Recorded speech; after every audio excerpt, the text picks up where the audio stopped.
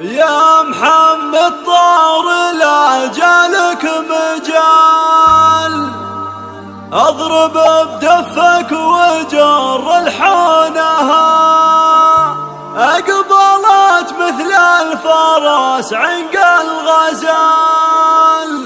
وخروا الجمهور لا على استوديو فنون ميديا للإنتاج الفني للطرب. يا محمد طار لا جالك مجال، اضرب بدفك وجر الحونها، اقبلت مثل الفرس عنق الغزال، وخر الجمهور لا يذونها، وسع الميدان جتريم الغزال، بنت قوم تنعرف بافعالها، بنت قوم تنعرف بافعالها، شيخة بزن ولله الكمال، والعذارى كلهم من حولها، وعبد الرحمن ابوها ذكره يقال، الكرم والطيب مثله نالها، انصفوها يا قريبين السبال، يوم جات بزينها فزولها، يوم جات بزينها فزولها، الله العذارى صابت منها جفان، من تحداها ومنه حولها، واللقب مذكور في عسود الليال، يا حمول الخيل فعل رجالها، يا حمول الخيل فعل رجالها، اسمع طبع ابوها ما يفكر بالريال، والجميلة بالذهب يكسونها،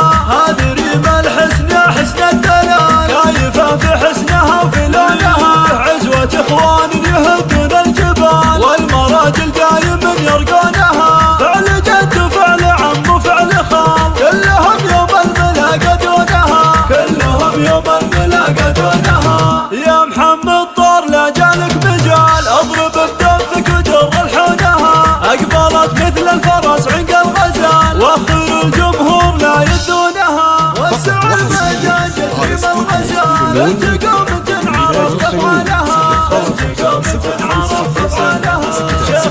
بزن ولله الكمال، والعذارى كلهم من حولها، وعبد الرحمن ابوها ذكره يقال، الكرم والطيب مثله نالها، انصفوها يا قريبين السبال، يوم جات بزينها فزولها، يوم جات بزينها فزولها، الله العذارى صابهن منها جفان، من تحداها ومنه حولها، واللقب مذكور معسود الليال، يا حمول الخيل فعل رجالها، يا حمول الخيل فعل رجالها، اسمع طبع ابوها ما يفكر بالريال، والجميلة بالذهب يكسونها، هذه ريم الحسن يا حسن الدلال، كايفة في حسنها وفي لونها، عزوة اخوان يهدون الجبال، والمراجل دايم يرقونها، فعل جد وفعل عم وفعل خال، كلهم يوم الملاقى دونها، كلهم يوم الملاقى دونها.